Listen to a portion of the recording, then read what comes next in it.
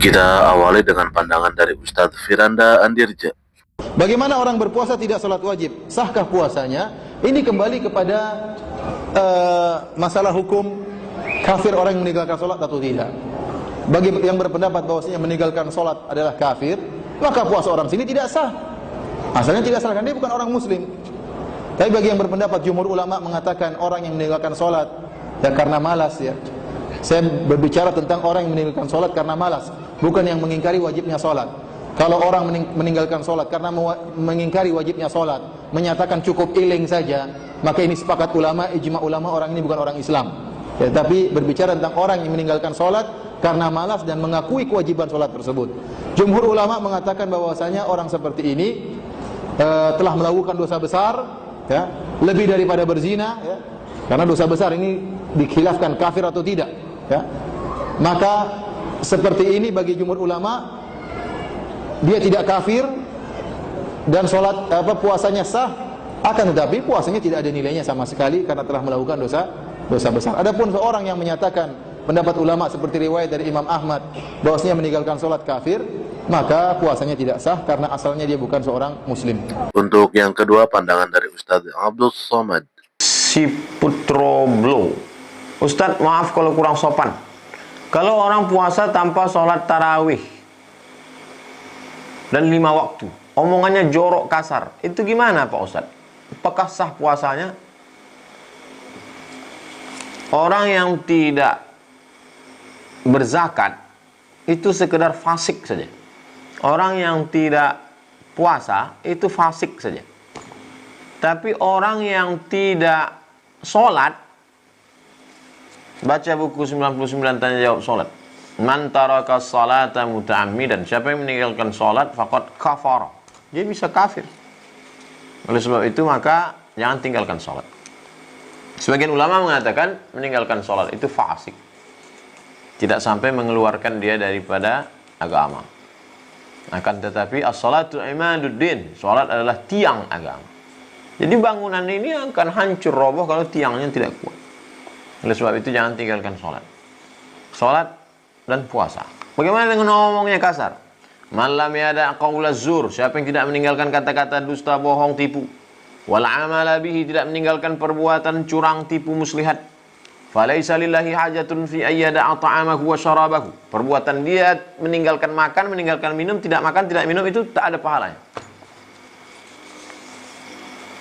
Rubba sha'imin, berapa banyak orang yang puasa laisa lahu min shiyamihi, tidak dapat apa-apa dari puasanya illal ju', hanya lapar. Kita simak pandangan yang ketiga dari Ustadz Adi Hidayat.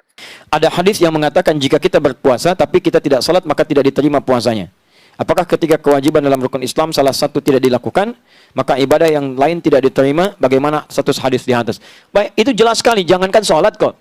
Jangankan salat, bukan satu salatnya, status puasanya. Jangankan masalah salat, masalah perilaku dinilai. Awas, hati-hati. Nabi pernah menyampaikan satu peringatan keras, hati-hati. Hadisnya bahkan hadis yang sangat luar biasa, mendekati hadis tingkat tinggi derajatnya.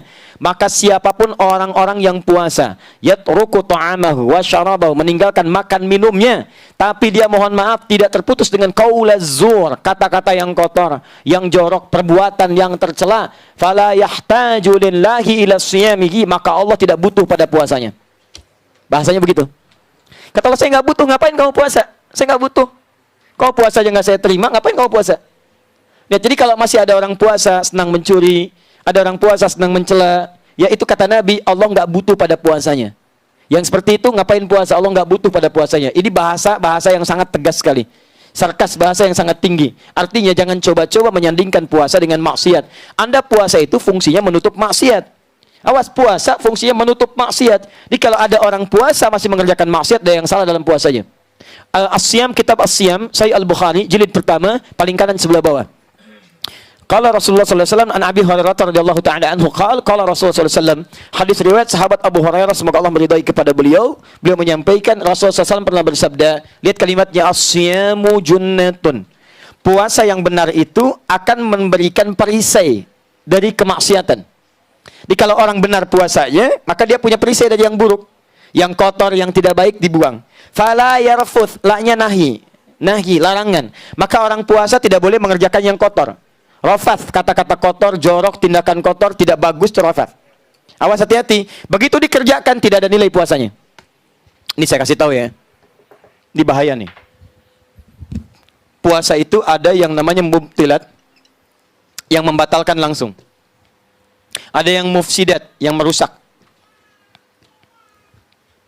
Kadang-kadang orang sangat care dengan yang ini, tapi abai dengan yang ini. Ini paling bahaya. Yang ini membatalkan langsung, makan, minum. Baik, kumur-kumur membatalkan tidak? Tidak, tapi kalau kumur-kumur pakai sirup, batal puasa. Ini ya. Telan misalnya kan, nah ini batal. Jelas, selesai. Yang ini nih yang nggak kadang-kadang nggak disadari, merusak. Gibah, mencela, ini merusak dan mengurangi peluang pahala puasa. Lihat, kalau ini 100%, Anda misalnya makan, ya, ini batal puasa, jelas hilang 100. Yang ini yang bahaya. Misal, gibah, 50% pahala hilang. Mencela, 50% hilang. Menuduh, 50% lagi.